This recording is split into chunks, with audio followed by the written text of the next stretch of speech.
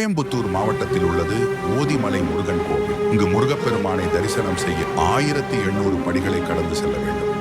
5 முகங்களும் 8 கரங்களுடன் அருளும் முருகப்பெருமானை வேறு எந்த தலத்திலும் காண முடியாது என்பது இந்த ஆலயத்திற்கு கூடுதல் சிறப்பு. படைக்கும் தொழிலை செய்து வந்த பிரம்மதேவனுக்கு பிரணவத்திற்கு பொருள் தெரியவில்லை. இதனால் அவரை முருகப்பெருமான் சிறையில் அடைத்தார். அதோடு பிரம்மன் செய்து வந்த படைப்பு தொழிலை தானே மேற்கொண்டார். அதற்கு தேர்வு செய்த இடம் இந்த ஓதிமலை. அந்த காலகட்டத்தில் அனைத்து உயிர்களும் பூமியில் புண்ணிய ஆத்மாக்களாகவே பிறப்பு எடுத்தனர். ஆகவே அவர்களுக்கு இறப்பு ஏற்படவில்லை.